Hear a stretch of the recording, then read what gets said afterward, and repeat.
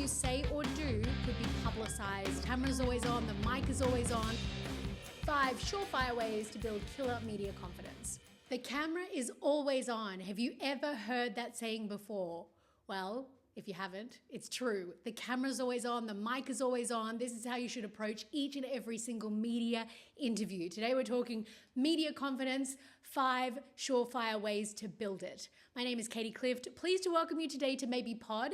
This is a weekly podcast brought to you by international public relations agency Maybe. We focus on international organization and nonprofit PR globally, and we are here to share with you each and every week our countercultural open PR playbook, all the tips and tricks that you need to know, everything about PR in order for you to use and understand public relations effectively. And we just love it. We love that you're tuning in. Thank you for being here for this episode. Hope you get something out of it. If you like it, hit like, follow, subscribe, share with your friends. Let's get into it. Killer confidence with the media. And I want to start with something that I tell my clients all the time. I say it when I'm speaking, everywhere that I go. It's something you need to understand fundamentally when it comes to the media, on the record, off the record, in an interview, whatever. In any of your dealings with the media, you must approach your engagement as if you are always on, as if the mic is always on, the camera is always on, the journalist you're talking to is on the record. And I want to start with an essential fact that I talk with my clients about all the time. I say it at different speaking opportunities that I have to share about public relations. The fact that you are always on when you're dealing with and engaging with the media, whether that be a print article and an interview for a print feature, through to radio, television, podcast, online, any engagement with the media, whether they say it's on the record or off the record, you should always consider that you're on. We've all seen those news stories with hot mics picking up comments that spokespeople didn't want to get out to the media. That could be you. You don't want it to be you. So any engagement with the media, your first approach has to be that you are always on.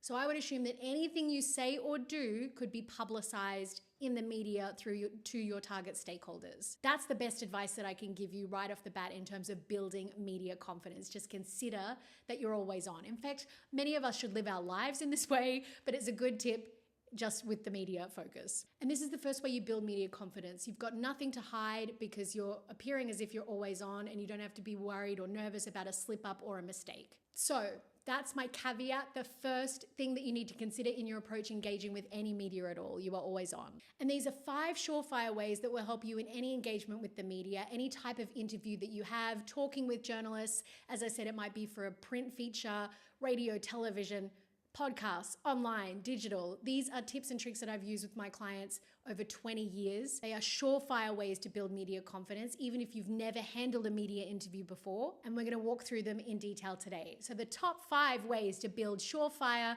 media confidence are: be yourself, know your facts, stay in your lane, repeat and restate, and last but very not least, preparation and engagement. So these are the top 5. The first way to build killer media confidence of these 5 surefire ways is to be yourself. It sounds really simple. It is harder said than done, but it's one of the most important ways in terms of engaging authentically with the media and therefore with your target stakeholders. The other thing is the media is going to tend to see through any facade that you put on anyway, or any script that you prepare. It's much better to be relaxed, to be yourself. And also, as you would know from watching Maybe Pod, from watching your favorite podcasts, watching the news, TikTok, whatever it is, social media, humans love connecting with humans. And the more human a human is that we're watching, the greater that connection and relationship is. The more effective, therefore, it is that you're getting your message across to your target stakeholders.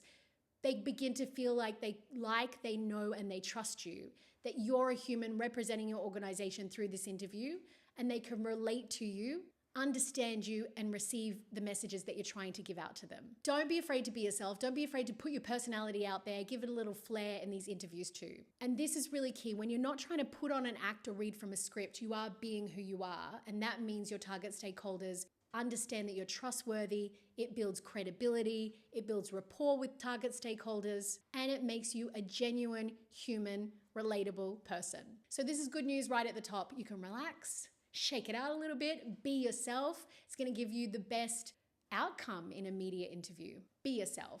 Tip number 2, know your facts. Do your homework and know your facts. I was a spokesperson for a number of years when I first started my career in public relations. I'm going to think now, it would be 10 years ago, 10 to 15. I would do every interview, every press conference for a nonprofit I worked for in Australia. I was their head of communications, but also their spokesperson. And often this meant multiple interviews per week across all those platforms, radio, TV, digital, online, print, about multiple subjects in some cases. So I had to learn by heart the lines that I wanted to get across and the key messages I wanted to communicate. I had to know my facts before approaching any media interview or any engagement with the media. Now, there's a difference here between knowing the facts and being prepared and reading off a script. We don't want to be reading off a script.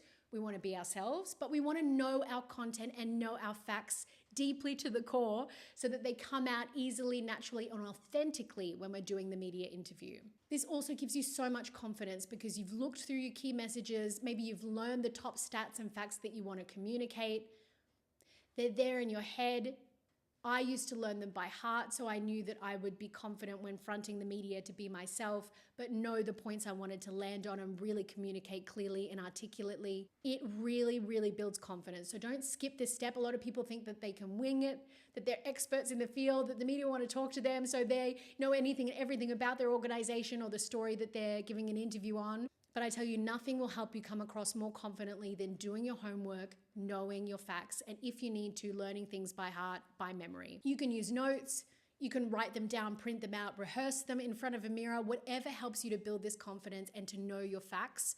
You've really got to take the time to do it. This is also about preparing what you're going to say and how you're going to say it. The other thing I do, once I get the key messages done and the facts that I want to communicate across, I then pivot to think about, well, what are other questions that the journalist might ask about this story? Do you need to investigate extra facts or data in order to answer some of these potential questions? This can be really great to have on hand, even if you just have them in notes format during your interview to refer to if you get these follow-up extra questions from journalists. But know your facts, have it all in your head so you can be more confident when you're fronting your media interview. You don't have to look at your piece of paper and read through all the notes word by word. You know what you're talking about, you're centered, you can be yourself, and you can be confident in the media interview. Do the homework and the preparation, it pays off. Number 3, stay in your lane. I love this one because you would not believe how many people do not stay in their lane on media interviews. They go off on tangents. They start to answer questions from journalists on topics that have nothing to do with their organization or their key messages or the interview itself. Sometimes it's from nerves. Sometimes people just go off on random tangents. Sometimes they get caught off guard because the journalist asks a question that's not related to the key messages and it's one they never expected. But I reiterate time and again with my clients, I reiterate time and again with you, stay in your lane, stay focused, know your key facts, your key messages. That's what you're there to communicate and get across in this interview. Do not stray from your core messaging. This is particularly important, like I mentioned, if a journalist asks you a question that you don't want to comment on, that maybe is about the news affairs of the day and not what you've set the media interview for, not the key message and the core messages that you're focusing on. It could just be a random side story that's kind of related to your organization or the interview itself, and you don't want to answer it. You have all the right to politely decline and steer the conversation back to your core messaging. Don't be afraid to do that. And in fact, with the confidence we've already built with the first 2 tips, you can more easily steer that conversation very politely back to your core messaging in a media interview. I love this too because reminding yourself to stay in your lane means you know that you're going to get focused on your core messaging. You're going to get the key facts and data across that you need to in the interview. You're not going to stray. You're not going to go off on a tangent, and you're not going to put yourself in a situation where you may not be articulate or struggle to answer a question from a journalist, and then you lose media confidence. So stay in your lane in order to retain media confidence. Number 4, repeat and restate. And I will repeat and repeat and repeat it again. You've probably heard it on previous episodes of Maybe Pod. I will never tire of saying, don't be afraid of repetition, repeating your points and restating them. It's the old saying, tell them what you're going to tell them, and then tell them again what you've told them, because people sometimes take a while to let the message really sink in. State your key points or your key messages, your answers articulately, and don't be afraid to repeat them within the interview or restate them and rephrase them. I want to always say that you don't run a risk of repeating or restating enough. So repetition is important. What do I mean by restating? So it's taking the same phrase just slightly tweaking it, but reiterating the same point within the interview. This can drive your message home incredibly effectively for your audience, because in fact, you're reinforcing the messaging throughout the interview with repetition and restating it in different ways. Very effective. Don't be afraid. Repeat, repeat, repeat. The last one, which is kind of a thread through all of these 5 surefire ways to build killer media confidence, is preparation and engagement. Confidence comes with preparation and engagement. So you want to be preparing for your media interviews extensively, engaging with the prep content, making sure you go through all your core messaging and all your key facts. Think about the journalist, the outlet, the publication, additional questions they may have, and you will be far more confident because you've prepared in advance for any media interaction or engagement. And these points, they seem like a structure, they are, and they're important because people often think that you can wing it with the media. Like I said, you might consider yourself an expert in a specific field that you're going to go and talk to the media about, but sometimes as soon as the lights are on, the camera turns on, the journalist fronts up, the press conference starts.